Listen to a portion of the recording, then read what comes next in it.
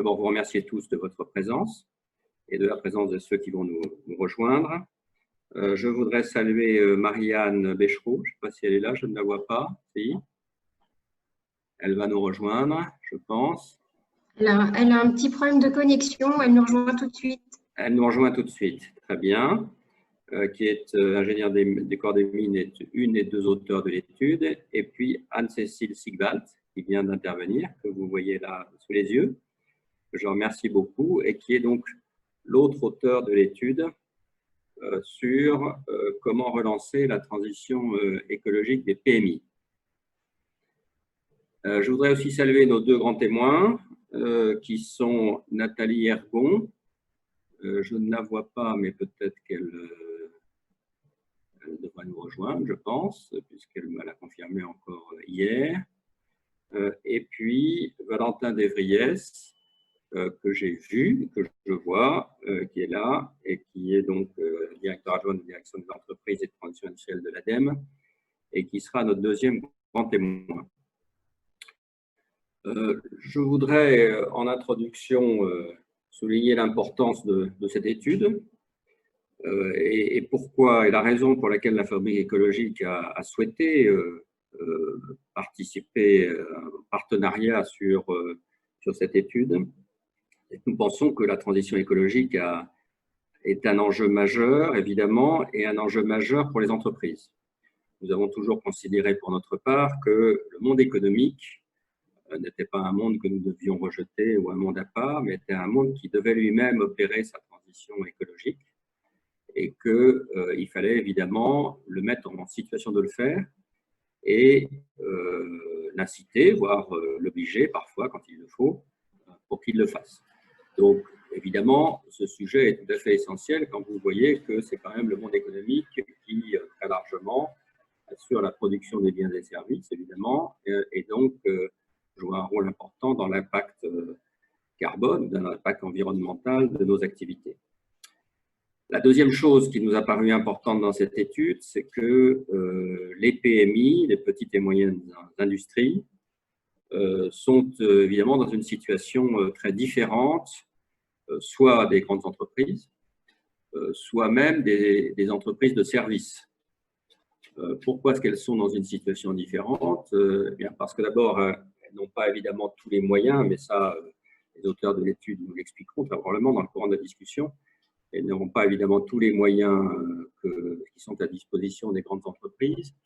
Et elles ont évidemment des contraintes de par leur activité qui fait que les reconversions ou les évolutions souhaitables ne peuvent pas être faites forcément de manière très facile et qu'elles exigent un travail de longue durée et sur laquelle, encore une fois, les moyens ne sont pas toujours là pour aider et faciliter les choses. Dernier élément, je crois, important, c'est que nous avons une crise sanitaire. Nous avons un plan de relance qui a été décidé il y a quelques jours, qui a un volet transition écologique et aussi qui a un volet soutien aux activités de production. Et donc, ça nous a paru important. Évidemment, ce contexte joue un rôle important parce que, de notre point de vue, je vous rappelle qu'on a publié un dossier sur la crise sanitaire au mois de juin et qui disait explicitement ça. De notre point de vue, il faut vraiment se saisir de cette occasion pour que le plan de relance, d'accompagnement soit aussi un plan de transformation de nos activités dans le sens de la transition écologique pour éviter la reproduction de crises qu'on commence à bien voir d'ailleurs, les crises liées par exemple au changement climatique. Et donc, pour éviter ces évolutions, il nous paraît extrêmement important, à partir du moment en particulier où il y a énormément d'argent qui sont, et à juste titre, donnés pour relancer l'économie, il est tout à fait important que les PMI, d'abord, puissent les utiliser et puissent les utiliser au mieux pour la transition écologique. Et donc, évidemment, ce contexte d'arrière-plan, je dirais, rend la discussion de cet après-midi tout à fait intéressante et tout à fait d'actualité. Voilà, et je voudrais remercier de la qualité du travail Marianne et Anne-Cécile, et en particulier souligner le fait que ce n'est pas simplement un travail en chambre, mais c'est un travail où il y a eu une vraie enquête avec un contact avec de nombreuses PMI, un contact avec les autorités qui s'occupent des aides ou des accompagnements en PMI, des contacts avec le ministère. Et donc tout ça, encore une fois, n'est pas un travail éthéré et en chambre, mais un travail qui est très ancré sur le terrain, comme le montre d'ailleurs, vous l'avez sans doute parcouru, comme le montre d'ailleurs l'ensemble des exemples qui sont donnés dans l'étude. Voilà, donc je vous propose l'organisation de cet atelier en 2 temps. Premier temps, donc, qui est un temps plutôt de diagnostic, où la question qui va être posée, c'est quel obstacle les PMI rencontrent-elles pour accélérer la transition écologique. Et deuxième temps, il nous a paru intéressant, à l'occasion de ce rapport, de poser la question qui est un peu sous-jacente de la logique du rapport, mais aussi de l'ensemble des réflexions sur ce sujet. Est-ce qu'il faut, vis-à-vis des PMI, pour essayer d'accélérer les choses, travailler sur les incitations et les accompagnements, et lesquels, et à ce moment-là, évidemment, le rapport et les auteurs du rapport nous expliqueront, ou bien ou conditionner les aides. C'est un débat qui est récurrent dans la société française. Il y a déjà eu ce débat sur les CICE, il y a déjà eu ces débats encore ces dernières semaines. Et donc, il nous apparaît assez intéressant sur les PMI, qui, je vous rappelle, est une composante majeure de l'économie française. Je n'ai pas les chiffres en tête, mais peut-être que les auteurs de l'étude nous le diront. Composante majeure de l'industrie française, il nous a paru intéressant de reposer ce débat. On consacrera donc sur ces 2 points environ 3/4 d'heure chacun. Et je vous propose donc qu'on commence par le premier point. Et je vais donner la parole donc pour 4 ou 5 minutes de présentation à Marianne et à Anne-Cécile. Voilà, une des deux, je ne sais pas laquelle, vous êtes organisée, qui prend la parole pour présenter un peu le diagnostic que vous avez fait dans l'étude. Marianne, Anne-Cécile. Ah, ni l'une ni l'autre, ce qui est un peu gênant. Anne-Cécile a disparu. Non, elle est là. Mais il faut qu'elle ouvre son micro. Voilà, Anne-Cécile. Oui, je suis là. Normalement, c'est Marianne qui prend la parole. Elle est par téléphone. J'espère que ça marche. Je vérifie juste avec elle. Très bien.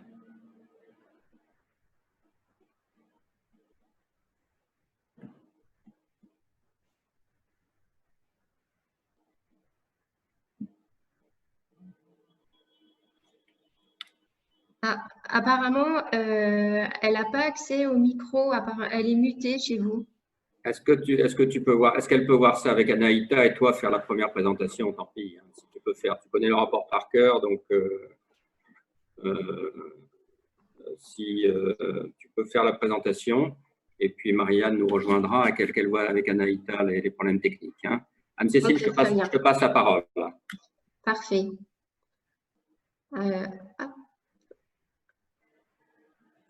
Donc, si tu peux faire une présentation en 3-4 minutes du diagnostic que vous avez posé. Ça y est, Marianne nous a rejoint. Oui, ah, très bien. Je vous prie d'excuser, je suis par téléphone et j'étais mutée, je pense, dans le Zoom. Bonjour à tous, merci beaucoup, Géraud. Donc pour répondre à la question des obstacles spécifiques des PMI pour accélérer leur transition écologique, c'est vrai que c'est une question très pertinente parce qu'on a beaucoup d'études académiques et de couverture médiatique sur les engagements environnementaux des grands groupes, puisque ce sont notamment ceux qui sont soumis donc, aux obligations de reporting, mais qu'on a très peu de données et de couverture presse sur les PME, parfois des cas isolés comme des belles histoires, mais peu de données agrégées d'ensemble, et d'ailleurs peu de données en fait sur leur impact environnemental de manière générale. Pourtant, leur petite taille leur confère potentiellement une grande réactivité et des capacités d'adaptation rapides, mais implique surtout une moindre disponibilité des ressources financières et humaines. Et en effet, on va distinguer 4 grands types de difficultés spécifiques au PMI. D'abord, le manque de temps, et c'est celui qui ressort vraiment en premier lieu. Un manque de temps des équipes de manière générale, mais surtout du dirigeant qui est la clé de voûte de la PME et qui doit prioriser le temps et l'argent qui va être alloué aux différents chantiers de transformation. Et ces dernières années, il y a eu beaucoup d'emphase sur les chantiers de transformation numérique notamment. Et si la transition écologique apparaît comme une opportunité d'affaires moins intéressante que la transition numérique, par exemple, elle va passer au second plan, voire à la trappe. Ce manque de temps est également à l'origine d'une difficulté à réaliser certains chantiers de prospective qui seraient nécessaires à la réalisation d'une stratégie globale pour l'entreprise de transition écologique. Le deuxième grand type de difficulté qu'on va retrouver, c'est le manque de compétences. puisque les PME accèdent souvent peu à la formation continue. Les dirigeants et les équipes ont souvent peu de formations liées à des chantiers de transition écologique, qui sont des chantiers quand même assez spécifiques. Et les PME souffrent de certaines difficultés de recrutement, de profils potentiellement compétents sur ces sujets pour les aider à mener à bien cette stratégie. Un troisième grand axe, c'est que les PME sont plutôt éloignées du régulateur par rapport aux grands groupes. Donc, elles vont être plus impactées par le risque réglementaire et risquent, si elles n'ont pas vu venir, de prendre de plein fouet certaines évolutions réglementaires. Et enfin, elles ont une capacité d'influence limitée sur leurs fournisseurs et prestataires, notamment, qui font pourtant partie du fameux scope 3 du bilan carbone qu'on pourra évoquer plus avant pendant le débat. Et donc, parfois, elles n'auront juste pas le choix, en fait, pour diminuer leur bilan carbone, que de faire appel à certains fournisseurs et prestataires sur lesquels elles ont peu d'influence, puisqu'elles sont des petits clients, et elles auront du mal à les faire bouger pour pouvoir obtenir des produits ou des services plus écologiques. Et pourtant, ces PME ne sont pas du tout immunisées contre les risques que font peser sur les entreprises des enjeux environnementaux, bien au contraire. Elles peuvent être très impactées par les risques liés au prix de l'énergie et des matières premières, aux risques réglementaires, donc à la résilience des activités de manière générale, puisqu'elles sont aussi également souvent moins diversifiées que les grands groupes. Donc, si leur activité principale est impactée, elles n'ont pas d'autres activités sur lesquelles elles pourraient se reporter pour pouvoir survivre. Et elles peuvent être également impactées de plein fouet par l'évolution qu'on voit actuellement de la demande des consommateurs, mais également de la demande des grands donneurs d'ordre qui, eux, prennent des engagements et voudraient que leurs fournisseurs prestataires PME puissent leur fournir, par exemple, des produits ou des services bas carbone. Et c'est donc un sujet que les PME n'ont pas encore, dont les PME ne se sont pas encore entièrement emparées. On voulait vous donner quelques chiffres d'une étude de BPI France Le Lab sur 455 dirigeants de PME. Et sur ces 455, il n'y en avait que 36% qui déclaraient avoir mis en place des actions ou une stratégie visant à s'adapter à l'impact des changements climatiques. Et pourtant, cette proportion de 36% montait à 71% sur uniquement l'échantillon de dirigeants qui anticipaient un impact fort sur leur activité des changements climatiques. Donc on touche du doigt ici l'importance de la conviction du dirigeant, sur laquelle je pense qu'on reviendra beaucoup cet après-midi.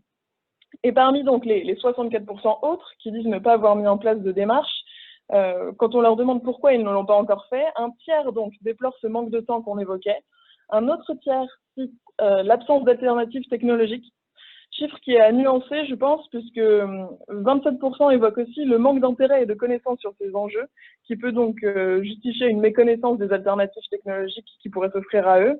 Et enfin, seulement 15% mentionnent le manque de moyens financiers. Donc c'est quelque chose qui est très intéressant parce que c'est souvent le premier argument qu'on donnerait en disant que c'est parce qu'elle manque de ressources financières. Et en réalité, ce qui ressort plutôt des sondages et des interviews qu'on a pu mener, c'était surtout le manque de temps et de compétences. Et enfin, la crise sanitaire et surtout économique que nous traversons exacerbe en réalité ces difficultés qui sont inhérentes aux PME, avec évidemment des situations de trésorerie qui sont pour certains extrêmement tendues, des prévisions d'investissement sur l'année qui sont largement en baisse, et un chef d'entreprise dont le temps et la conviction sont clés, on l'a vu, qui va être entièrement tourné vers la survie de son entreprise. Et c'est pourquoi donc nous pensons que les dispositifs de soutien public prennent d'autant plus leur sens et se doivent vraiment de démontrer aux dirigeants que la démarche de transition écologique est un gage non seulement de pérennité, donc long terme pour son entreprise, mais également de relance à court et moyen terme. Merci beaucoup, Marianne. Je rappelle, puisque nous sommes nombreux à être venus depuis 5 minutes, là, je rappelle que le souhait que vous puissiez ouvrir votre vidéo et la règle pour intervenir, vous mettez simplement dans la colonne, dans la petite rubrique converser, vous mettez intervention demandée et je vous donne la parole au fur et à mesure. Donc, n'hésitez pas sur ce diagnostic. Je sais qu'il y a, y compris des responsables de PMI qui sont dans l'atelier, hein, donc vous n'hésitez pas et je donnerai la parole au fur et à mesure. Ce que je vais peut-être faire, je ne sais pas si Nathalie Herbon nous a rejoint. Est-ce qu'elle est là ou pas?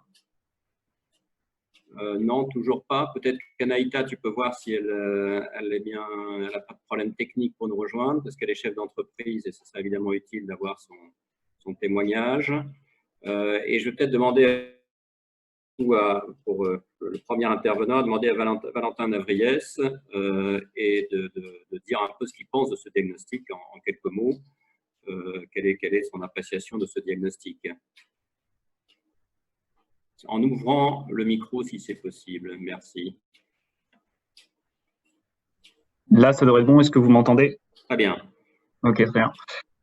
Déjà, bonjour à tous et merci pour l'invitation et merci aussi pour le travail effectué qui est de qualité, ça a été mentionné. Globalement, oui, le constat, je le partage sur tous les points qui ont été évoqués. En particulier, le manque de temps, c'est quelque chose qu'on constate sur les dispositifs de l'ADEME qui s'adressent aux PME en particulier.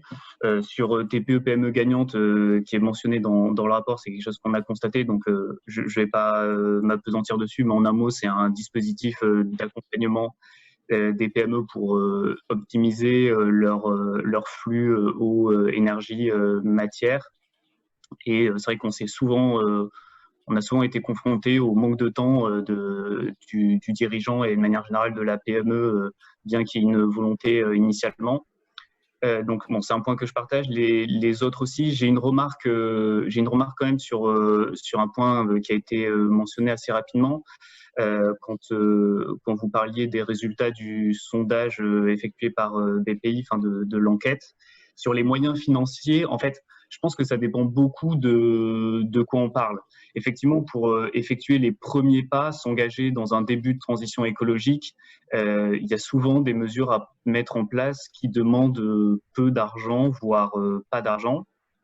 Donc, c'est évident que si on cherche les freins qui limitent ces premiers pas, l'aspect financier ne va pas venir en premier. Il faut quand même avoir en tête, si on veut, je pense, avoir un panorama complet, que pour beaucoup d'actions, ensuite, par exemple, passer à des ENR, l'aspect financier devient quand même crucial. Il y a certaines actions qui sont importantes pour réduire l'impact environnemental, qui nécessitent des investissements. Donc, par exemple, pour la production de chaleur renouvelable, si on veut passer du charbon au bois énergie, ça demande des investissements importants et donc une aide financière ou un autre mécanisme. En France, on a quand même surtout des aides financières pour ce sujet-là. Ça devient important. Voilà. C'est juste une petite remarque pour dire que ça paraît positif de voir que l'argent, c'est pas ce qui limite le plus, mais quand même, si on veut une transition complète et se mettre sur la voie de la neutralité carbone, il va y avoir des investissements lourds à mettre en place et donc la puissance publique doit aussi regarder ça. Donc voilà une première réaction sur le constat et j'ai ensuite une autre réaction. Vous avez mentionné les raisons qui faisaient que la transition des PME et PMI était importante. Donc vous avez mentionné, évidemment, je suis d'accord que engager une transition écologique, c'est une condition importante de survie des entreprises, de pérennité de leur activité. C'est aussi un outil de relance, c'est certain, et dans les dispositifs que le gouvernement et que l'ADEME lance ou va lancer, cet aspect-là est important, montrer que la transition écologique peut être un outil de relance. Il y a aussi un autre aspect que j'aimerais mettre en avant, c'est quand même aussi un enjeu global pour la transition écologique de l'économie française.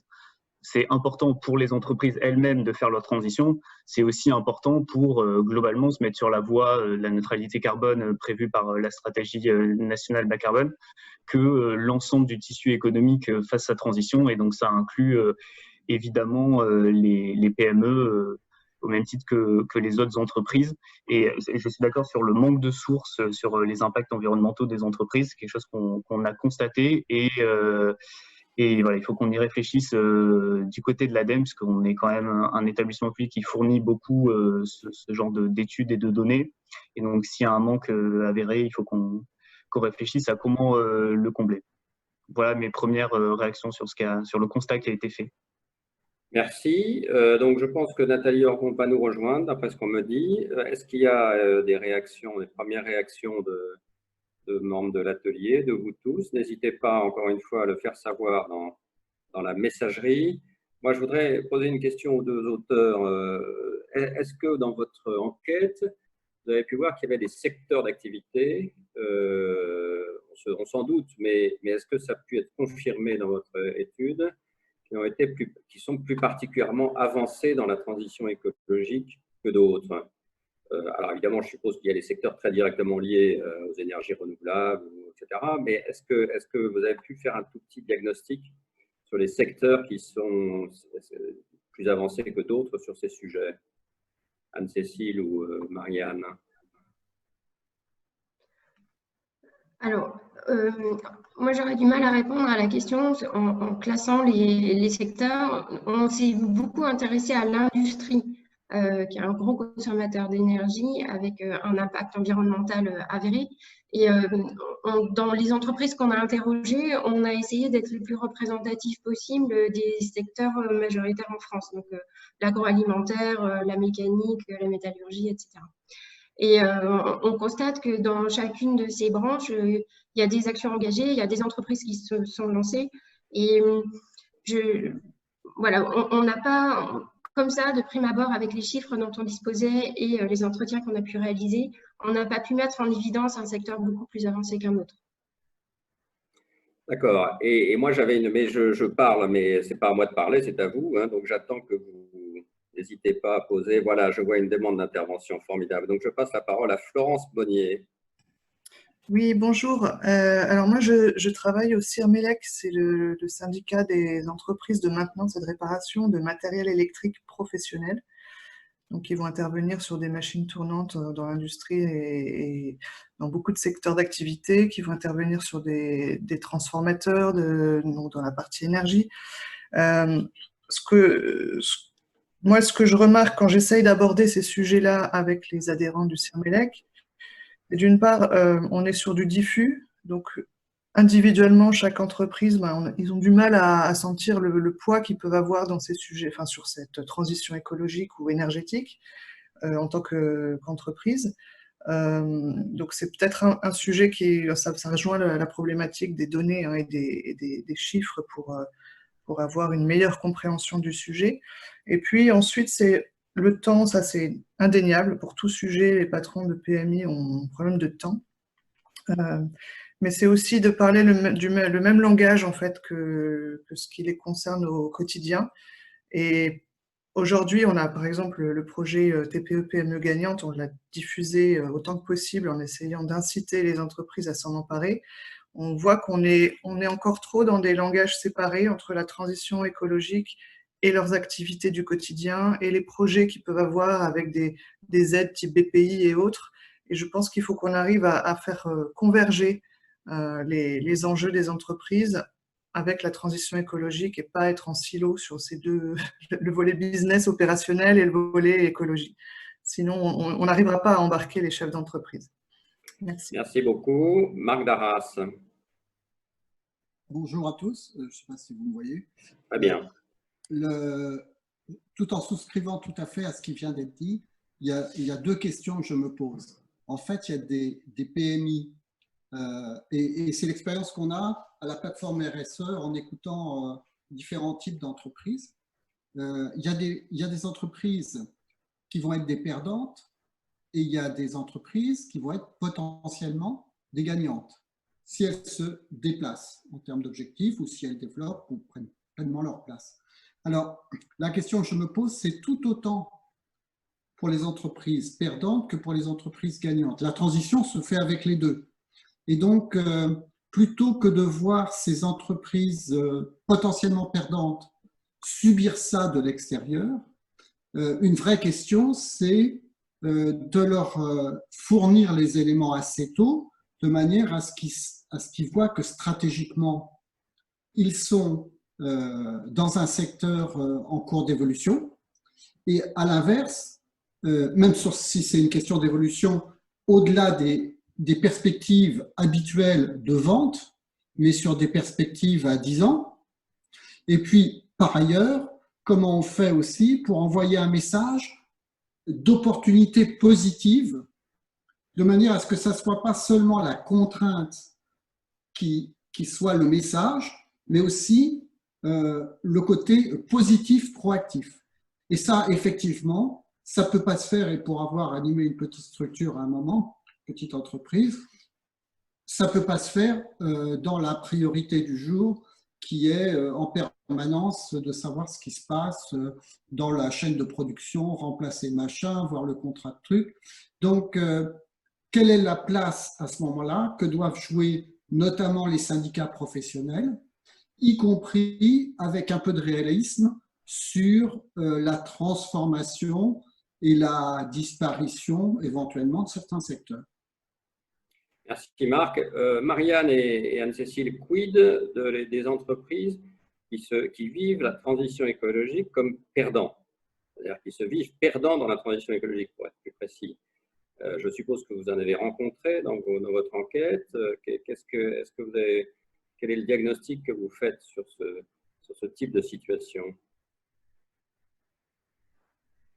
Alors, on a surtout interviewé des PMI qui avaient déjà lancé des démarches, donc qui se présentaient et se voulaient comme gagnantes de la transition écologique, mais en effet, pour celles qui, par exemple, comme on disait tout à l'heure, peuvent se prendre de plein fouet une évolution réglementaire, par exemple l'interdiction des plastiques à usage unique d'ici 2021, et qu'elles n'avaient pas du tout vu venir, c'est là qu'on pense vraiment qu'il y a les dispositifs de soutien public classiques, donc de croissance liés à la compétitivité, qui ne sont pas spécialement ceux qui sont tournés vers la transition écologique, doivent intégrer un volet de transition écologique pour prouver qu'on peut faire une stratégie de compétitivité qui intègre la transition écologique, qui n'est pas seulement qui l'intègre pour faire joli, mais dont ce volet de transition écologique est un vrai levier de compétitivité. Le dispositif que citait Valentin tout à l'heure, TPE, PME gagnante sur tous les coups, permet à une entreprise d'avoir un plan qui est entièrement financé et qui va pouvoir l'aider dans un diagnostic d'économie d'énergie, de matière, d'eau et de déchets, qui sont des gains qui sont souvent pas forcément réalisés dans toutes les entreprises, alors que justement on pourrait se dire qu'une entreprise aurait essayé d'optimiser ses coûts, etc. Mais c'est des réflexions qui prennent du temps que n'avait pas forcément le dirigeant, et qui peuvent permettre de faire des gains très très rapides. Une fois qu'on a fait ces quick wins, c'est vrai que la plupart du temps, ça demande plutôt des investissements pour pouvoir continuer dans ces démarches d'économie et de changement de modèle d'affaires potentiellement liées à une démarche de transition. Et là, on pense réellement qu'il faut que ce soit les dispositifs de soutien public à la croissance et à la compétitivité qui prennent le relais et qui soient capables de financer aussi ces investissements qui se veulent des investissements de transition écologique et qui puissent aider les entreprises qui ont été frappées de plein fouet ou qui vont l'être par potentiellement les évolutions réglementaires ou des changements de marché qui sont liés à la prise en compte de ces considérations écologiques, à se retourner, à potentiellement shifter d'activité, à changer de supply chain, etc., pour pouvoir un peu se réinventer pour survivre. Merci beaucoup. J'ai vu que Nathalie Argan nous avait rejoint. Je ne sais pas si elle est là. Bonjour. Bonjour. Désolée pour le retard. Je vous en prie. Et donc, évidemment, ça nous intéresserait en 3-4 minutes que vous nous disiez sur cette première question, c'est-à-dire les obstacles que les PMI rencontrent pour accélérer la transition écologique, vu de votre point de vue de chef d'entreprise. Bonjour à tous. Les obstacles, l'obstacle premier de mon point de vue… Peut-être dites-nous en 1 minute de quelle entreprise vous allez vous occuper. Donc, je m'occupe de la société Galvatlantic qui est implantée à La Rochelle. Et Galvatlantic a pour activité traitement de surface, nous sommes dans la galvanisation. L'objectif, c'est de rendre des aciers anticorrosifs, entre guillemets, et on garantit nos prestations 10 ans et plus. Et du coup, on est sur des industries relativement lourdes qui travaillent 24 heures sur 24 et on a une exigence réglementaire forte puisque nous sommes installations classées. Donc, on touche à la fois à la matière première, à l'énergie, à tout ce qui a trait à l'eau, tout ce qui a trait également à la technicité, à la mobilité, puisqu'on a des clients un petit peu partout en France, des fournisseurs, On a une obligation réglementaire en tant qu'installation classée de travailler avec les meilleures technologies disponibles. Donc, notre obligation, on va dire, dans notre quotidien, c'est de développer une politique d'amélioration continue qui nous permette d'appréhender toutes les mutations, qu'elles soient écologiques, mais qu'elles soient techniques ou numériques. Et ça veut dire que par là, ça passe par l'éducation, la formation de tous. Ça passe par le salarié, le dirigeant, nos clients, nos fournisseurs. Et toute la difficulté des mutations, ça passe par la connaissance d'abord du dirigeant.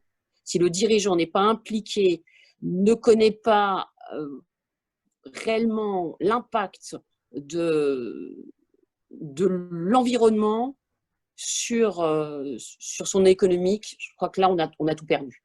Je pense que la première base, toutes les bases, c'est que le dirigeant qui a la gouvernance de l'entreprise sache réellement quels sont les impacts de l'environnement sur l'économie, sur le social et sur le sociétal. Donc là, c'est vraiment la base, la connaissance, la formation.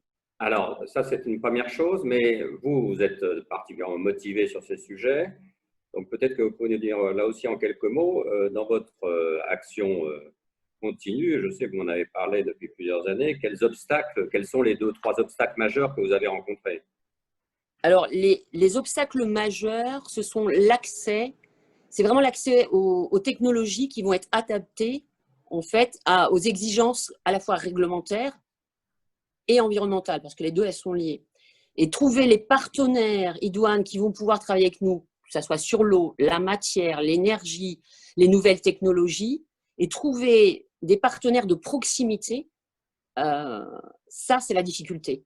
Une PME, elle est quand même centrée sur son local, elle est très loin de Paris, elle est très loin des institutions, et elle est très loin aussi de cette capacité à pouvoir trouver des aides pour justement faire de la R&D sur toutes ces transitions. Et on est un peu seul.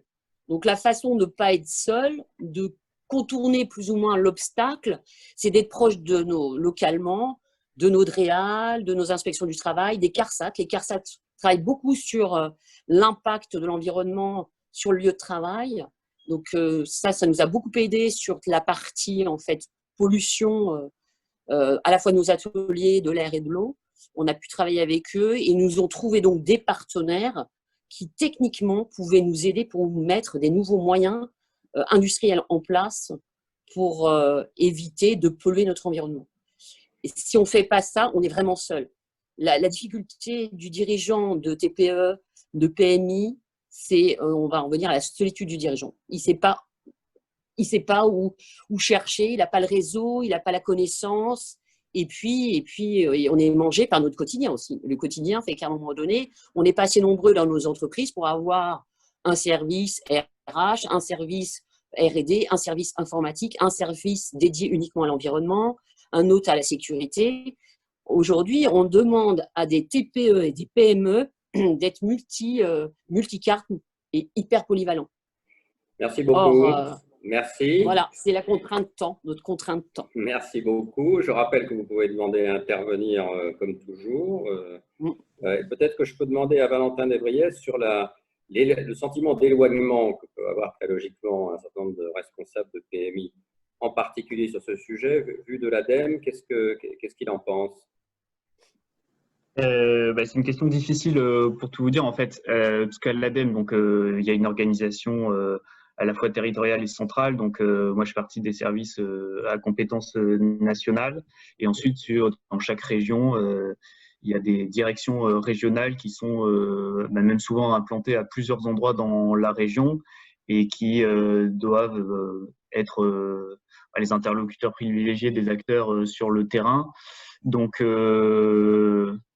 moi, je ne suis pas directement impliqué dans cette relation-là de la représentation locale de l'ADEME avec les acteurs. Donc, j'ai peu d'éléments de réponse là-dessus, mais j'entends bien, j'imagine bien la difficulté. et voilà, l'implantation locale, que ce soit de l'ADEME et d'autres acteurs publics ou parapublics, enfin, que ce soit BPI-France ou les CCI, CMA, maillent le territoire pour justement répondre à ce besoin-là, que c'est fait de manière insuffisante. Il y a pas mal de bruit de parasites. Je ne sais pas si j'ai été entendu. Si oui, vous avez été entendu, tout à fait, pas de souci. Anne-Cécile, Marianne, qu'est-ce que vous pensez de ce sentiment d'éloignement dans l'enquête que vous avez faite auprès des…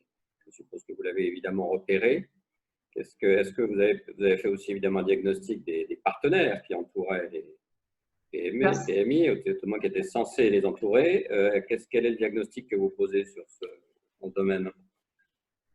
Donc, ce constat-là ressort de tous les entretiens qu'on a eus avec les chefs d'entreprise qu'on a interrogés. C'est vrai que la difficulté à trouver le bon partenaire pour les accompagner sur ces projets-là est ressortie très fréquemment. Et la difficulté, ce n'est pas forcément qu'il n'y a pas de partenaire, c'est presque qu'il y en a trop. Et ils ne savent vraiment pas par qui commencer, à qui s'adresser. Alors, il y a quelques partenaires emblématiques qui ressortent souvent, hein, comme les réseaux consulaires, par exemple, où effectivement, ils sont énormément sur le terrain et c'est des gens qui adressent souvent les chefs d'entreprise, soit à l'ADEME, soit à BPI, soit à des organismes spécialisés pour les accompagner dans leurs projets. Mais c'est vrai que quand un chef d'entreprise veut engager un chantier de transition dans son entreprise, quand un chef d'entreprise a une idée mais ne sait pas comment la concrétiser, la difficulté de trouver le bon partenaire souvent le décourage avant de mettre en place le chantier, ce qui est un peu dommage. Donc c'est un constat partagé et j'espère que dans les propositions qu'on a faites, on va pouvoir répondre à ce genre d'interrogation des chefs d'entreprise. Merci. Alors, est-ce qu'il y a des interventions demandées? N'hésitez pas, je vous le rappelle. Moi, je voulais profiter pour poser une question sur ce diagnostic. Aujourd'hui, on parle de transition écologique. Or, une bonne partie de la démarche qui ne recouvre pas la démarche de transition écologique, c'est la responsabilité sociale et environnementale des entreprises. Est-ce que ça je m'adresse peut-être aux deux auteurs, avant peut-être les grands témoins ou avant des gens de l'atelier, est-ce que sur le terrain, une distinction est faite entre ces éléments et est-ce que ce changement de terminologie, qui a quand même une signification non négligeable, puisque ça veut dire quand même qu'on donne la priorité dans la responsabilité sociale et environnementale des entreprises à des éléments majeurs comme le climat ou comme l'environnement. Est-ce que vous avez senti que ça pouvait être une difficulté ou en tout cas une perturbation? Marianne ou Anne-Cécile? Au niveau des PME, je pense que la nuance, elle n'est pas abordée sous contrôle de Madame Ergon. Je ne sais pas si Nathalie Ergon est encore là. Peut-être Nathalie Ergon peut en parler. Oui, elle peut en dire un mot. Je n'ai pas senti que cette nuance-là, elle était tellement abordée par les chefs d'entreprise. Clairement, j'ai l'impression que pour ceux qu'on a rencontrés qui étaient engagés dans la transition écologique, c'était un package. Donc, ils couvraient l'ensemble des champs de la RSE. Ils ne s'interrogeaient pas si c'était plutôt environnement ou plutôt sociétal. Clairement, ils prenaient le paquet en entier et ils agissaient. Alors, peut-être Nathalie Ergon. Nathalie Ergon, oui. Tout est lié. En fait, la responsabilité sociétale de l'entreprise va prendre en compte tous les éléments qui sont tout d'abord, dans un premier temps, avant de parler d'environnement, de sociétal, il y a une chose qui est très claire, la RSE engage les acteurs de l'entreprise et surtout les gouvernants à écrire leur projet d'entreprise. Et ce projet, c'est une vraie charte qui va déterminer là où on est, là où on va aller et comment on va le faire. Et une fois qu'on écrit ça, on va pouvoir communiquer auprès de tous, que ce soit les salariés, les clients, les fournisseurs et les institutionnels. Et du coup, on va garantir une démarche globale. Et sans cette démarche globale, on ne peut pas dire qu'on fait de la transition écologique. Parce que la transition écologique, elle est partout dans l'entreprise. Elle va être dans la gestion des flux. Il suffit de changer un flux dans l'entreprise et hop, on dérape au niveau environnemental. Il suffit de changer sa politique d'achat et hop, on dérape au niveau environnemental. On change sa politique de vente. On se fait fi de nos clients qui sont très loin alors qu'ils ont des concurrents juste à côté de chez eux qui pourraient faire le travail au lieu de faire des kilomètres et des kilomètres à des camions pour faire le même métier que nous. Là, il faut être humble. Donc, c'est le principe de loyauté. Mon concurrent devient un partenaire et s'il doit avoir un marché à côté de chez lui, c'est normal. C'est super complexe et facile à la fois. La complexité, c'est qu'il faut bien connaître l'ensemble des flux qui constituent vraiment l'organisation de l'entreprise en interne comme en externe. Et une fois qu'on a compris tout ça, on fait vraiment de l'écologie et de l'environnement durable. Lorsque vous faites un achat, vous allez essayer de faire de proximité, que votre achat soit durable. Si c'est une matière, il faut la faire durer la plus longtemps possible. Mais si c'est un objet, il faut qu'il soit revalorisable au terme. Donc, c'est vraiment, on est dans la gestion globale de l'entreprise. Et ça doit être inscrit dans le marbre, dans la charte de fonctionnement de l'entreprise et de la gouvernance de l'entreprise. Et c'est comme ça. Et du coup, on fait tout, mais de manière très claire, très transparente. Et du coup, à partir de là, on va pouvoir déléguer aux salariés les compétences de chaque service. Et on arrive après sur, sans formation, sans GPEC, il n'y a pas de RSE, il n'y a pas d'environnement durable. Et là, c'est mon point de vue. Ça fait 25 ans que je travaille dessus. Et je vous assure que quand on le prend de A à Z, c'est vraiment performant. Et toute entreprise peut y accéder. Merci beaucoup. Damien Sterbeck.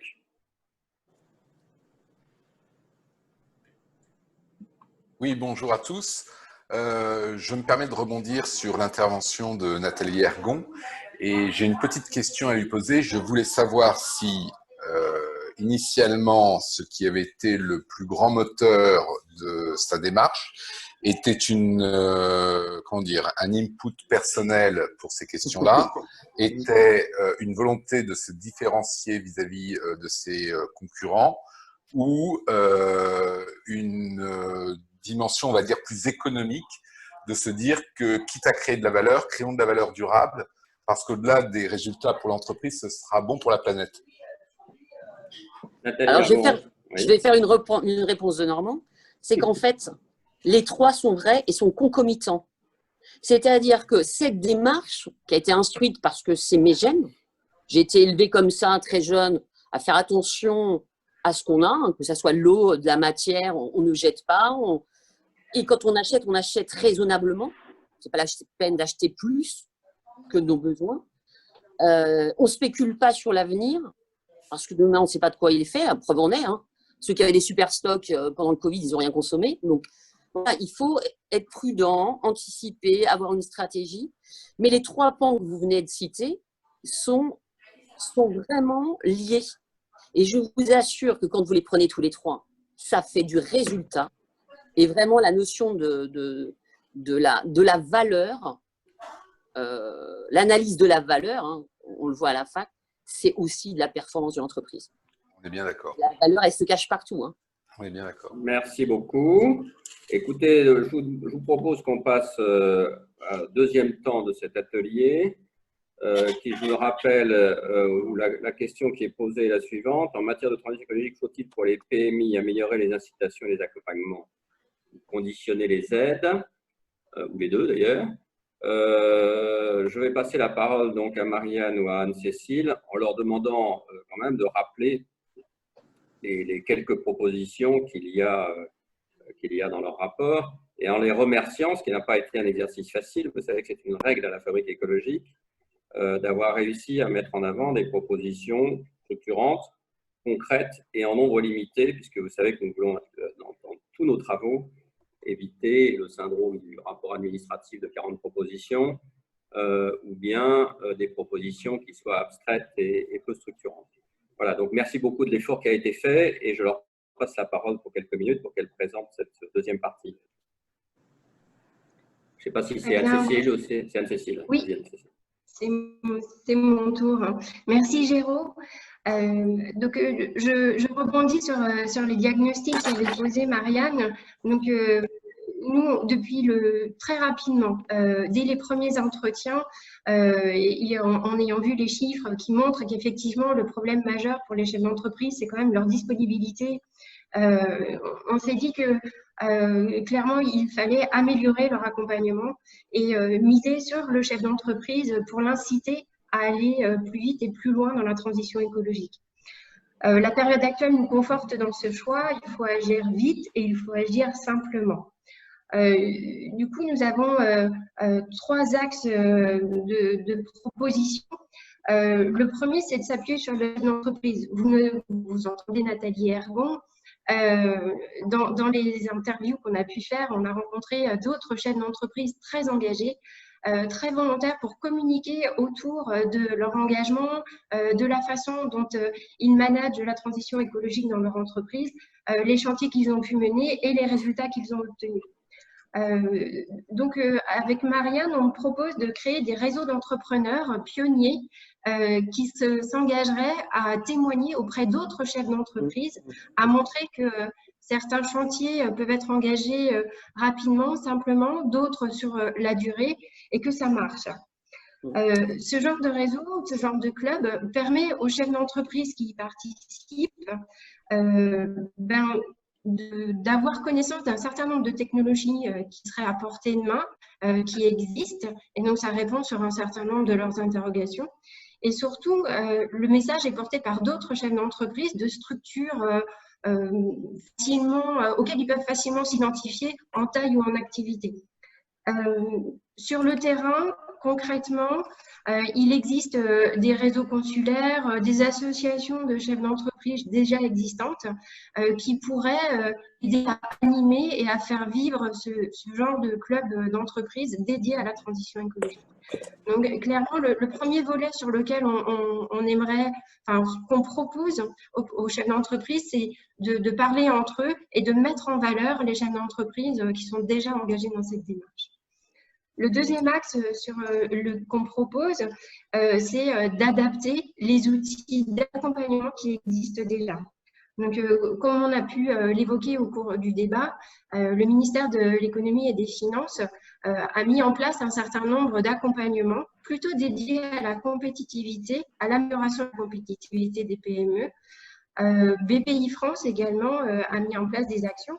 Alors, ça va de la modernisation des outils de production des entreprises jusqu'à la transformation numérique ou leur développement à l'international. Donc, ce sont des actions qui sont très variées, mais qui parlent pas ou très peu de transition écologique. Et d'un autre côté, on a un opérateur, l'ADEME, qui lui va présenter un certain nombre d'actions de transition écologique, mais qui ne rejoignent pas forcément, et en tout cas qui ne sont pas présentées en même temps que les actions liées à la compétitivité. Donc, clairement, pour les chefs d'entreprise, avoir plusieurs interlocuteurs qui leur proposent des produits qui, pour l'instant, sont mis en compétition parce que soit on accorde du temps et des moyens pour augmenter sa compétitivité et pour assurer la durabilité de son entreprise, soit parce que, comme le disait très bien Nathalie Ergon, on a une sensibilité et on a vraiment envie de changer le mode de fonctionnement de son entreprise. On va se lancer dans la transition écologique, mais aujourd'hui, il n'existe pas d'interlocuteur qui nous propose de faire les deux en même temps. Donc, clairement, nous, on propose que les outils qui sont mis en place par le ministère de l'économie liés à la compétitivité intègrent systématiquement un volet transition écologique pour que les chefs d'entreprise aient à leur main des outils qui leur permettent d'allier les deux. J'augmente la compétitivité de mon entreprise et je réduis l'impact écologique de mon activité. Le fait de s'appuyer sur des programmes existants a deux avantages. Le premier, c'est que pour certains de ces outils, ils sont en place depuis un certain temps, ils ont été testés sur le terrain, les chefs d'entreprise se les ont appropriés. Et du coup, en les modifiant un tout petit peu, on irait très vite dans les nouvelles formules qui seraient proposées aux chefs d'entreprise. Ils les connaissent, ils les appellent et tout d'un coup, l'offre, elle est beaucoup plus complète que ce qu'ils avaient jusqu'à maintenant. Le deuxième avantage, c'est qu'en utilisant des outils qui sont plutôt tagués compétitivité et performance et qu'on leur impulse un volet transition écologique, tout d'un coup, on a un discours qui n'oppose plus la compétitivité et la transition écologique. On est bien sur des actions qui sont proposées par l'action publique et qui vont dire qu'effectivement, on peut développer son activité tout en réduisant son impact écologique. Donc, voilà, notre deuxième axe, c'est vraiment transformer l'accompagnement des PME et inclure systématiquement un volet transition écologique dans les outils compétitivité. Le troisième axe sur lequel on pense qu'il est urgent de travailler, c'est la formation des jeunes. Aujourd'hui, on a quand même une jeune génération qui montre un intérêt et une motivation grandissante aux enjeux de la transition écologique. Et nous pensons qu'il faut utiliser cette motivation et la mettre à disposition des chefs d'entreprise.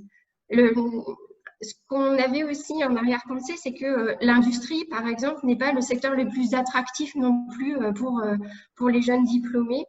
Et le fait de lancer des chantiers de transition écologique dans l'industrie ou dans des PME et impliquer les jeunes dans la mise en place de ces chantiers de transition est un excellent moyen pour rapprocher la jeunesse et le monde de la PME et de l'industrie en particulier. Donc, l'objectif, c'est de proposer aux étudiants de travailler aux côtés du chef d'entreprise pour mettre en place, soit sur des missions ponctuelles au cours des cursus de formation, donc sur quelques semaines ou quelques mois pour des stages ou des missions, sur des objets précis de transition écologique, du genre travailler sur un plan d'action particulier ou travailler sur un changement de process ou une évolution de process, enfin sur des objets vraiment très précis, cernés à la fois par le chef d'entreprise et par l'équipe pédagogique de l'école pour que ça serve aussi dans la scolarité de l'étudiant. Ou alors proposer aux jeunes diplômés des missions plus longues en entreprise, toujours aux côtés du chef d'entreprise, pour déployer un plan d'action complet sur plusieurs mois, voire une année, de mise en place de transition écologique. Et là, on peut aborder des sujets plus complexes sur des changements de process, des changements d'organisation, de la formation de personnel, etc. Donc, voilà nos trois axes. Et juste pour conclure, je voulais juste dire qu'on avait proposé ce plan d'action à l'issue de notre étude au mois de mai dernier au ministre de la Transition écologique, Madame Borne à l'époque, et que certaines de nos propositions ont eu un écho plutôt favorable auprès de la ministre et que certaines ont été intégrées. Alors, pas in extenso, mais certaines ont été intégrées au plan d'accélération de la transition écologique des PME-TPE qui a été annoncé au mois de juin. Comme les réseaux d'entreprises, par exemple, devraient voir le jour avec l'emblématique petit coq vert comme le coq rouge de la French Tech ou le coq bleu de la French Femme. Et BPI aussi est en train d'étudier la transformation d'un certain nombre de ces outils comme les accélérateurs PME pour intégrer des enjeux de transition écologique dans les programmes de formation offerts aux chefs d'entreprise. Alors simplement, je complète la question, merci de cet exposé, je complète la question parce que sur l'articulation avec la compétitivité, le grand débat d'aujourd'hui, c'est qu'il y a des aides générales à la compétitivité, y compris dans le plan de relance, des aides fiscales, des aides diverses et variées. Et il y a un débat aujourd'hui dans le pays pour savoir, pour les grandes entreprises, je parle, il ne faut pas conditionner ces aides à au moins la définition d'une stratégie crédible et d'un calendrier crédible sur la transition écologique. Est-ce que c'est réaliste et applicable aux PMI tels que vous les avez vus? Voilà un peu la question qui est posée. Quelle est votre appréciation là-dessus? Alors, c'est vrai qu'il faut vraiment faire attention du type d'aide duquel on parle. Et clairement, tout ce qui est incitation fiscale, aujourd'hui, ce n'était pas dans le champ de notre étude. On était plutôt vraiment sur l'apport auprès du chef d'entreprise de ressources financières et surtout compétences pour mettre en place un plan de transition écologique de son entreprise. On remarque que sur les actions qui sont mises en place aujourd'hui, que ce soit des actions compétitivité ou transition écologique, finalement, les chefs d'entreprise s'inscrivent, une fois qu'ils ont franchi le pas de venir participer à une action d'accompagnement, sont plutôt satisfaits, mais on a encore une difficulté majeure à les faire intégrer un programme que ce soit compétitivité ou environnement. Donc, nous, le choix qu'on a fait, c'était vraiment de l'incitativité parce qu'on voit que déjà aujourd'hui, l'ensemble des accompagnements proposés ne sont pas forcément utilisés. Et si on rajoute une contrainte supplémentaire ou une difficulté supplémentaire à intégrer ce genre de programme, nous n'aurons pas de chefs d'entreprise qui voudront participer à des accompagnements. Après, sur tout ce qui va être incitation fiscale, effectivement, il y a peut-être des choses à revoir, mais clairement, ce n'était pas forcément dans le champ de l'étude qu'on avait faite aujourd'hui, où là, on s'intéressait plutôt à comment motiver le chef d'entreprise à se lancer dans la transition. Et là, clairement, ça nécessite un accompagnement en compétences et en temps. Merci. Alors, avant de passer la parole au grand témoin, j'ai 3 demandes d'intervention là. Et Elena Valdivieso, qui a laissé un message, mais qui peut peut-être redire son message par oral. En fait, Madame Sigouat parlait tout à l'heure des dispositifs justement de soutien aux entreprises, d'intégrer les volets écologiques aux dispositifs de performance. Est-ce que vous pouvez donner des exemples des dispositifs dont vous parlez? Anne-Cécile, oui. Il y a un programme qui a été lancé en 2019 qui s'appelle Industrie du futur, 10 000 accompagnements pour l'industrie du futur, qui est un programme déployé par la Direction générale des entreprises et les régions à destination des entreprises pour la compétitivité, la modernisation d'outils de production et le déploiement du numérique au sein des entreprises pour faire à grosse maille les grands axes du programme. Ce programme n'intègre pas aujourd'hui, ou très peu, mais vraiment à la marge, de bilan sur la transition énergétique, d'accompagnement dans la réflexion sur l'amélioration des procédés, les économies d'énergie, la récupération de la chaleur, des réflexions sur la logistique, les approvisionnements, etc. Tout ce que nous décrivait Nathalie Hergon n'est pas traité dans ce programme-là. Et on trouve que c'est extrêmement dommage, alors que quand on imagine le changement ou l'évolution d'un process pour être plus compétitif, aujourd'hui, on ne peut plus faire l'économie de savoir si les travaux que je vais engager sont en faveur ou pas du climat. Et cette démarche-là doit être intégrée maintenant à tous les dispositifs qui sont proposés. L'autre dispositif auquel je pensais, sinon, c'était les programmes accélérateurs PME proposés par BPI France, qui sont des programmes de formation aux chefs d'entreprise. Et donc là, les chefs d'entreprise sont accompagnés par des consultants très haut niveau sur la définition de leur stratégie, sur la mise en place de démarches pour aller à l'international, augmenter la compétitivité de l'entreprise, etc. Et effectivement, le volet transition écologique n'est pas traité non plus dans ce programme de formation. D'accord. Merci. Oui, plus concret pour moi. Merci beaucoup. Merci beaucoup. Antoine Bonduel. Oui, bonjour. Je retire la vidéo. Je ne suis pas sûr que vous m'entendrez très bien. Oui, ça va très bien. Juste, ça va. Merci beaucoup. Et c'est un sujet très intéressant. Alors, moi, en tant que représentant d'un réseau d'ONG au CESE, j'ai rapporté et fait voter un travail sur les PME et surtout TPE face à la neutralité carbone. Ça a c'est un peu la même trajectoire. Par rapport à ce qui a été dit, je pense qu'il y a deux ou trois choses qui sont vraiment qui résonnent fort. D'abord, la solitude du dirigeant. Bon, moi, j'ai aussi fait des reprises de PME industrielles dans ma carrière d'ingénieur de longue date. Et je sais à quel point c'est pas dans un bureau de la BPI qu'on va nous aider. C'est quelque chose de beaucoup plus local, avec des prestataires locaux qui manquent en général. Alors, sur cette question de la transition énergétique, on a déterminé qu'on a besoin de la fonction comptable. Ça, on a été un peu déçus quand on a fait le tour avec notre texte des ministères, les différentes directions. C'est qu'en fait, les comptables, ils disent on attend que les clients le demandent.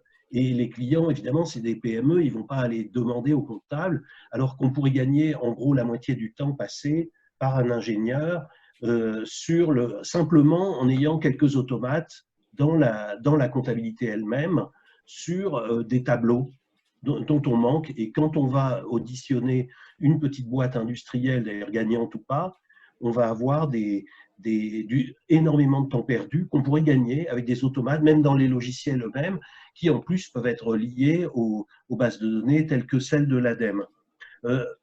Une autre chose qui est vraiment en écho à ce que vous avez dit, c'est le fait que la transition, c'est quand même quelque chose d'assez radical.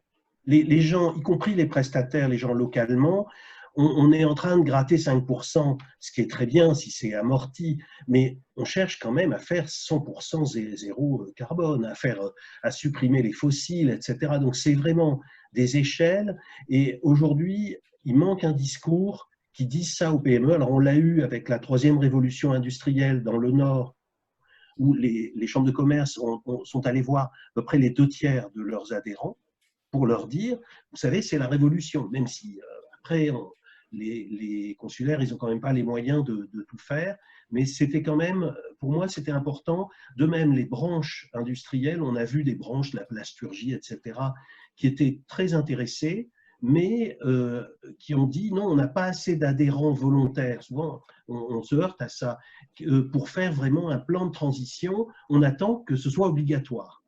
Pourquoi? Parce que les bons exemples qu'on a, l'idée des clubs et des groupes de travail que propose le rapport est vraiment formidable. Et on a des exemples en Suisse, en Allemagne, en Suède, qui marchent assez bien. Alors avec des limites, il faudrait aller voir la limite de ce qu'ils ont fait, qui nous a été raconté. Simplement, c'est des pays où tout le monde est adhérent. Je suis chez les gens de la maintenance qui parlaient tout à l'heure, tous les gens sont obligés d'y être. Donc, quand les Suisses disent on va vous donner un crédit d'impôt, un machin, ça vaut pour tout le monde. Et donc, c'est quand même quelque chose qu'on n'a pas. Et nous, y compris les branches, d'ailleurs, c'est le seul truc que les PME dans le texte nous ont fait retirer, c'est l'idée que les branches doivent faire une feuille de route.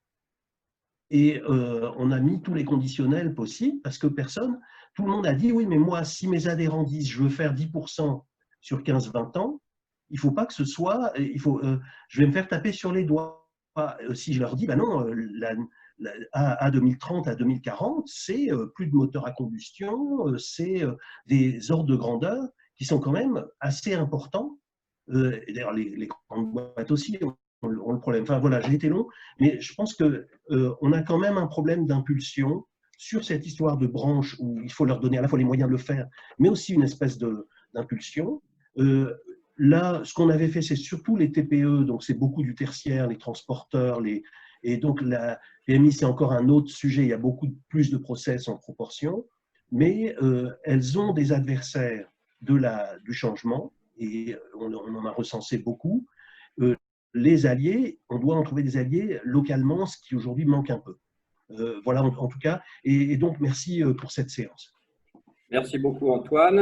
Est-ce que Vanessa Beck veut dire quelque chose? Elle était intervenue sur la messagerie. Est-ce qu'elle veut compléter ou préciser son message? Oui. Vous m'entendez bien? Bien. Très bien. Je vous remercie pour l'exposé, très intéressant, et les différents intervenants.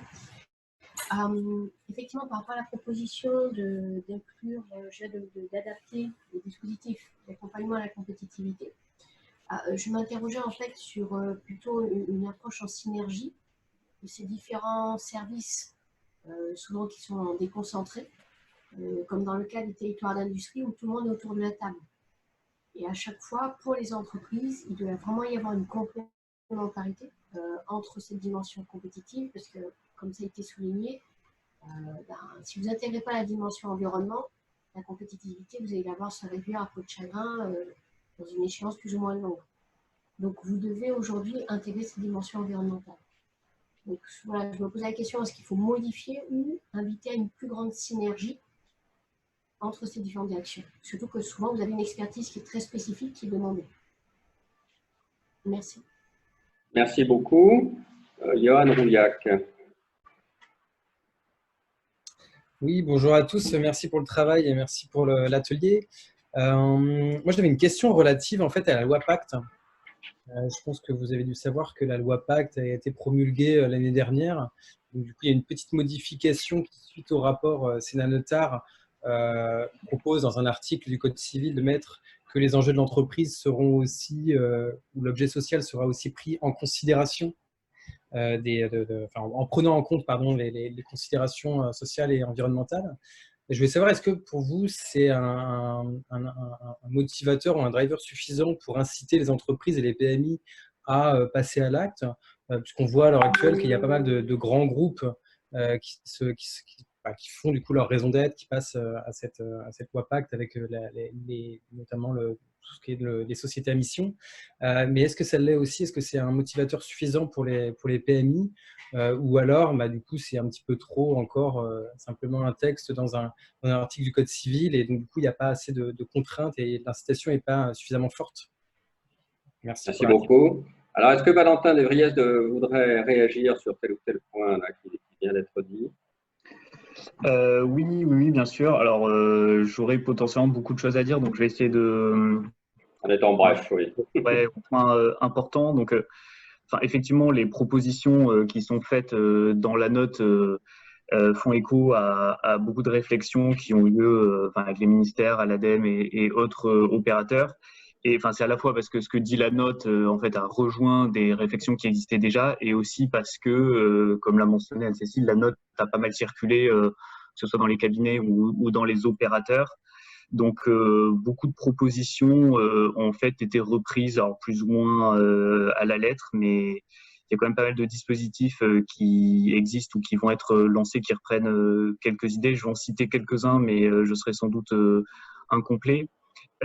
Sur l'adaptation des outils qui existent déjà et le fait donc de lier les dispositifs sur la compétitivité avec la transition écologique. Moi, c'est quelque chose sur lequel on travaille.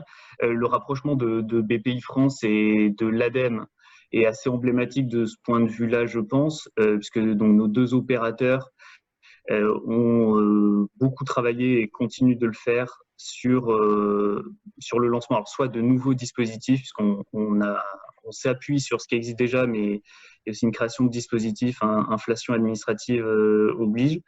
Donc ça, c'est quelque chose qui est important, qui est mené depuis quelques mois.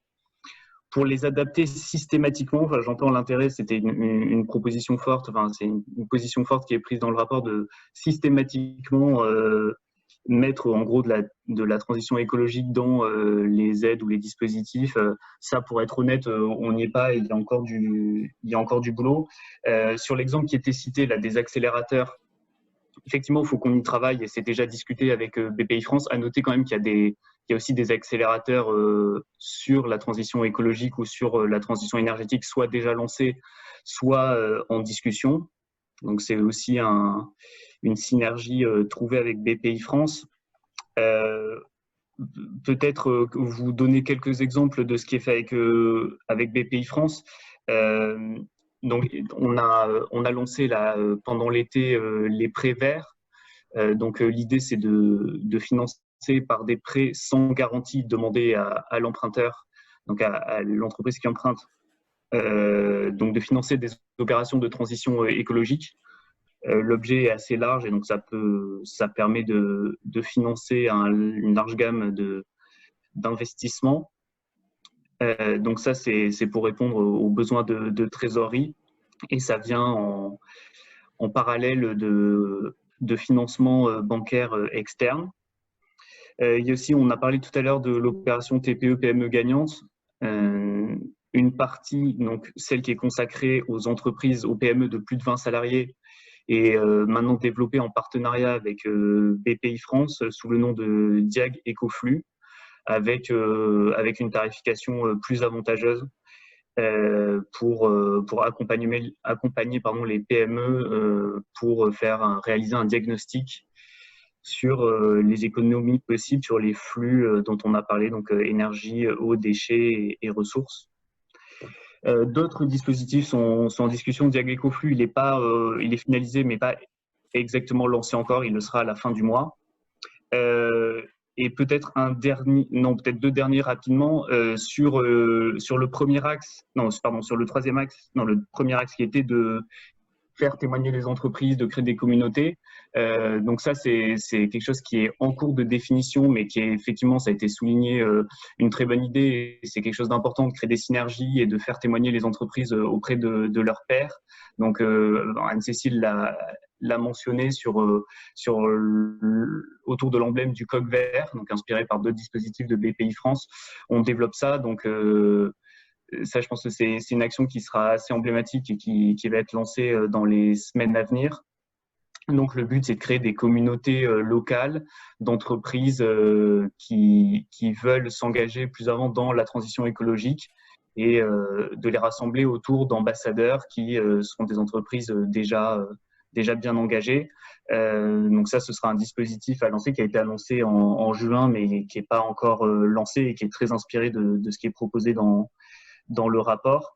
Et un dernier exemple sur donc la troisième recommandation sur l'implication des jeunes diplômés ou en études auprès des dirigeants de PMI sur les territoires.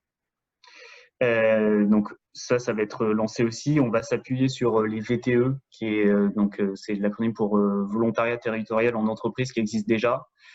Et on va développer un volet vert de ces VTE.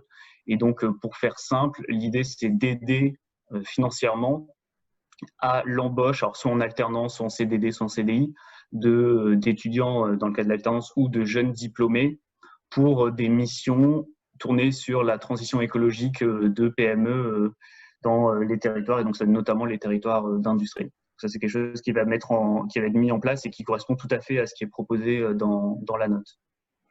Merci beaucoup. Alors, avant de repasser la parole à Nathalie Hercon pour avoir ses commentaires, je voudrais que Marc Darras nous dise en un mot. C'est vrai que sur la réflexion d'Antoine sur la visibilité et l'effet d'entraînement, il y a sans doute un peu à travailler. Et peut-être que Marc, tu peux nous dire par oral ce que tu as écrit.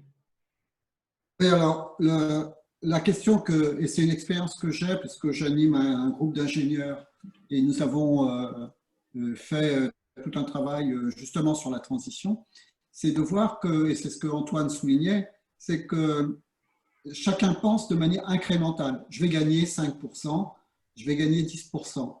Et qu'en fait, la question, c'est si on veut atteindre cette neutralité carbone, si on veut respecter des conditions sur la biodiversité, notamment pour l'agriculture, c'est un changement assez radical de l'organisation de production, des modes de production et de consommation. Et donc, ça veut dire que les filières sont transformées de l'amont dans le mode de production, mais aussi de l'aval en termes à quoi serviront les produits et services que je vais faire. Et ça, c'est une vision qu'il est difficile de faire passer. Et pour une PMI, qui, elle, est très souvent dans une tranche d'une chaîne de valeur, elle n'a pas la maîtrise ou la vision de l'amont et de l'aval. Et donc, c'est important pour la transition de bien préparer cette transformation. Un autre point que j'ai pu constater, c'est qu'effectivement, les filières, les syndicats professionnels défendent leur profession. Et certaines professions, Antoine disait plus de combustion par moteur. Moi, j'ai fait une intervention chez des chauffagistes qui, d'un seul coup, se posaient la question, mais si on ne peut plus installer des chaudières, des chauffages diesel, avec du domestique. Voilà. Comment on fait? Et en plus, derrière tout ça, il y a des questions de formation du personnel aussi, qu'il ne faut pas négliger. Donc, il y a cette question pour une petite entreprise de bien comprendre où elle se situe et quel est l'objectif final. Et ça, c'est quelque chose qui passe peu dans les discours politiques. On fait beaucoup de l'incrémental. Je ne reprendrai pas la discussion sur le véhicule électrique. Si on ne change pas la mobilité, le véhicule électrique ne répondra pas à la question. On ne fera pas autant de kilomètres avec autant de personnes avec que des véhicules électriques. Il faut qu'on réduise le mode de consommation. Sur la réflexion de Marc, ça rejoint certaines de nos réflexions à la Fabrique écologique sur cette idée qu'il faudrait que les grands secteurs d'activité économique dans notre pays aient leur propre feuille de route de transition carbone à horizon 2050. Quitte à dire, ça suppose en effet une réflexion plus globale sur la mobilité, etc. Mais je pense qu'il est tout à fait important que chacun des grands secteurs d'activité économique ait d'abord la vision de ce que ça veut dire la neutralité carbone pour son secteur d'activité à l'horizon 2050 et éventuellement le type de trajectoire nécessaire pour y aller. Enfin, moi, je pense que je suis très convaincu par ça. Nathalie Ergon. Oui. Alors, je vais commencer par ce que vous avez évoqué, la loi Pacte. Est-ce qu'il a un intérêt de faire un ancrage réglementaire sur tout ce qui est environnement et plus particulièrement, je dirais même la RSE? Je pense que comme nous sommes français, nous sommes latins, donc on a du mal à ancrer le changement est difficile. Donc le changement, s'il passe par le réglementaire, on l'ancrera au terme. Et je pense qu'il faut même rapidement faire un ancrage réglementaire pour que ça vienne, on va dire, dans l'éducation de tout à chacun. Ça mettra 20 ans, ça mettra son temps. Mais si on ne fait pas un ancrage réglementaire maintenant, à une époque où la sécurité, l'hygiène, la santé n'étaient pas, il a fallu des CHSCT pour obliger les entreprises à travailler. Et je dirais que c'est du même lot. On est sur la même réflexion. Et dès lors qu'on a un ancrage réglementaire, du coup, qu'est-ce qu'on va faire? On va faire des formations. Et du coup, c'est le privé qui va reprendre le pas en mettant dans les panels des centres de formation toute la partie RSE qui englobe évidemment l'écologie industrielle territoriale et bien tout le reste. Donc, je pense que ça sera positif au terme et qu'il faut, de mon point de vue, rapidement ancrer ça sur le champ réglementaire. Concernant l'adaptation des outils, je suis à La Rochelle, alors je pense que je viens de me rendre compte que j'ai beaucoup de chance d'être à La Rochelle, puisque La Rochelle, en fait, a postulé quand même sur La Rochelle, territoire zéro carbone. Donc, la neutralité carbone, ça fait déjà quelques années qu'on est dedans, donc on a bien compris neutralité, c'est-à-dire j'impacte moins. Ne pas consommer, c'est inenvisageable aujourd'hui. Ce qu'il est demandé à tout à chacun, c'est lorsque je consomme 100, est-ce que je peux réduire à 99, à 98? Et qu'en plus de ça, si je suis une entreprise qui a cette philosophie de moins impacter sur le plan environnemental, je vais former les salariés et le meilleur vecteur de propagation d'une information, c'est par la masse. Et la masse, elle passe par les salariés. Un chef d'entreprise tout seul ou un dirigeant d'entreprise tout seul, il reste seul. Mais quand il impacte sur 70 personnes qui travaillent dans l'entreprise, qui a un impact sur les clients, merci Covid-19, parce qu'à grâce, on a trouvé quelque chose de positif quand même dans cette crise sanitaire, c'est d'imposer à nos clients une démarche de dire je vais venir chez vous, on va prendre rendez-vous et je ne vais pas avoir 30-40 camions au même moment qui vont polluer, je vais massifier mes arrivées. Donc au lieu d'avoir 40 camions, je vais réduire parce que je vais faire la collecte du matériel de nos clients, j'impacte moins. Et je rends un service supplémentaire à mon client et je lui explique que son empreinte carbone, elle sera meilleure, que de toute façon, du coup, comme je fais la prestation, il n'a pas à s'en occuper, donc il peut se recentrer à ses activités d'entrepreneur. Et du coup, on a repris une démarche, on va dire, très pédagogique. Et en disant, voilà, sans vous en rendre compte, vous impactez sur cette transition écologique industrielle, puisque là, on est avec des camions, des 50 tonnes sur la route, c'est quand même pas neutre non plus. Et du coup, comme on a La Rochelle, on a aussi beaucoup de chance. On a eu plusieurs diagnostics. Et ça fait des années qu'on nous suit au travers de diagnostics sur l'évolution à la fois de nos consommations de matières premières, d'énergie,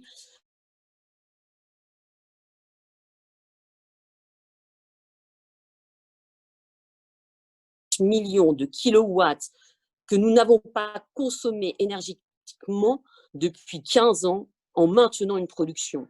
C'est-à-dire comment je peux produire autant, voire même plus, en consommant moins d'énergie. Ça, c'est un travail qu'on a fait. Évidemment, on a récupéré des calories, on a fait une boucle énergétique, on a travaillé sur la matière première, on a travaillé sur tous nos flux. Rien que ça, même en travaillant avec son existant, avec des gens performants et donc, du coup, les jeunes, comme on dit, les jeunes qui sont des ingénieurs, qui peuvent mettre en application dans nos TPE, PMI, et là, on a de la matière grise. Ces gens-là ont un terrain de jeu et je pense que là, rien qu'avec ça déjà, on n'a pas besoin de super subventions, mais d'éducation et de formation, c'est tout. Merci beaucoup. Merci. Je vois l'heure tourner, donc je propose de passer une dernière fois la parole peut-être à Jean-Louis Roubati, qui me paraît avoir des choses intéressantes à dire. Et puis ensuite, il y a nos deux auteurs concluront en faisant leurs commentaires sur l'ensemble de ces réflexions. Jean-Louis Roubati. Oui, c'est moi. Oui. Oui, j'attire l'attention, on ne parle pas beaucoup des clients dans tout ça. Et en fait, les clients, que ce soit en B2B ou en B2C, jouent un rôle énorme dans la stratégie des industriels situés en amont. Et je situais dans les quelques lignes que je vous ai laissées, le client État. On parle d'ADEME, on parle de BPI, on parle de l'État, mais on ne parle pas de l'État acheteur. L'État acheteur achète et que lorsqu'il lance un appel d'offres, il y a un CCTP et le CCTP est dépouillé par une commission de marché.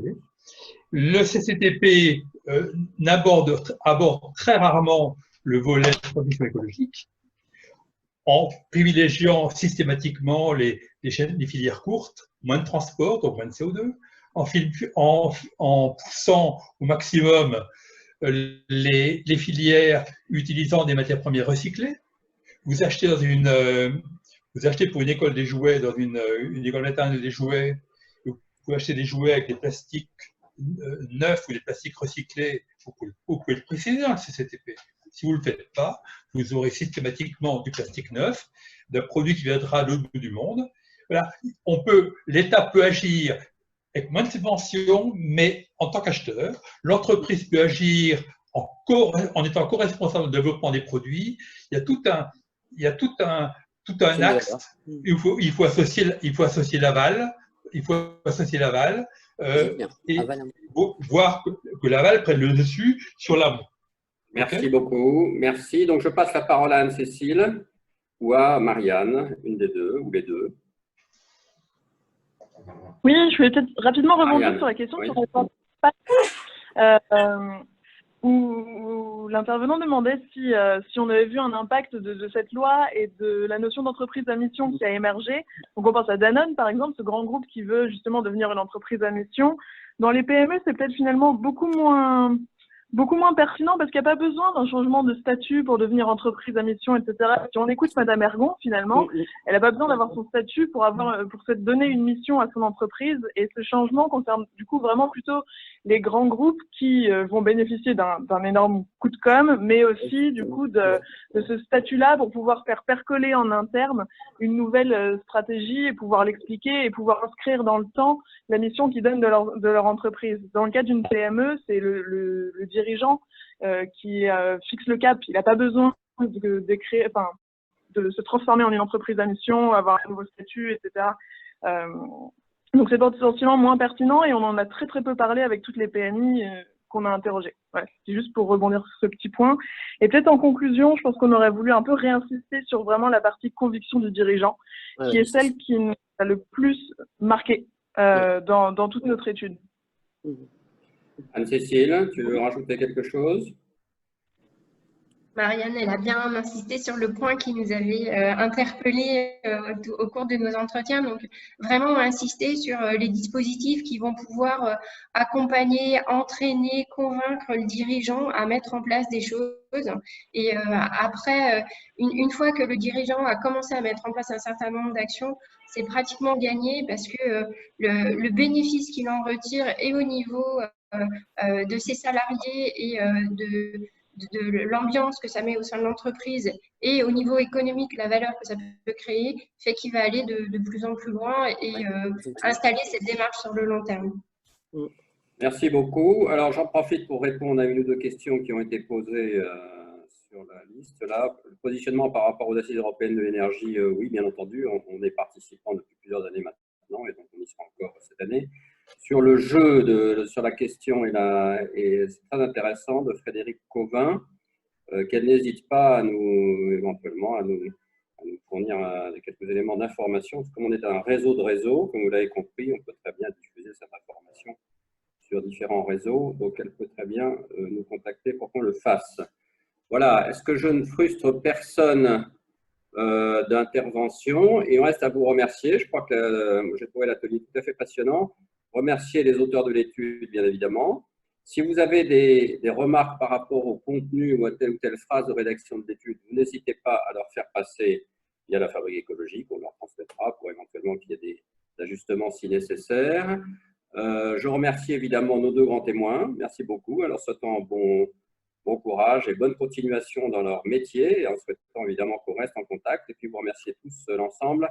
Le rapport, en effet, comme la Fabrique écologique vient de l'indiquer, sera publié demain, présenté à la presse demain et publié demain sur notre site internet, mais vous l'avez eu en avant-première aujourd'hui.